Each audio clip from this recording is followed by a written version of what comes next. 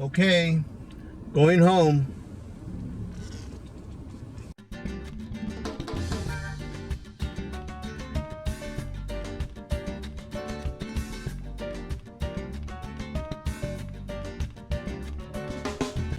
Ever since I was a child, I have this knack for remembering useless tidbits of information.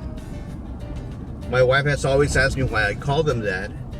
And that is because these are little bits of information that I remember about things in history or about characters in history that in reality, you really don't need to know.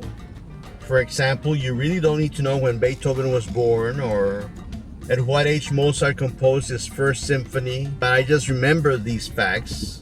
Once in a while, I have friends who question me, and I have to look up the information because I don't remember where I read it, or I don't remember where I learned about it, but they want me to prove that the information that I'm giving them is actually true. That doesn't happen very often, though. One of the things that I was mentioning to someone recently is that the capital of Portugal has not always been in Portugal.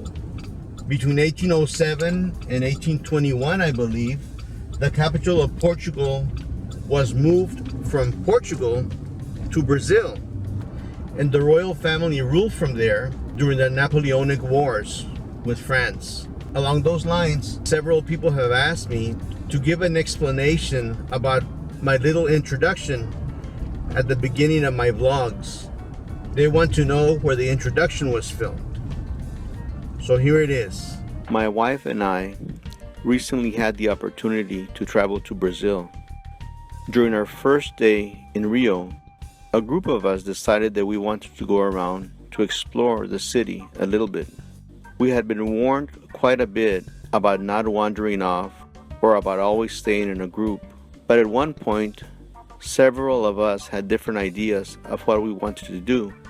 One thing that I wanted to do was to visit the Sugarloaf, which is one of the landmarks in Rio. None of the other group members wanted to go, so I decided to go by myself. Of course, I was always very aware by my surroundings and that I did not wander off into the neighborhoods, but I felt safe at all times.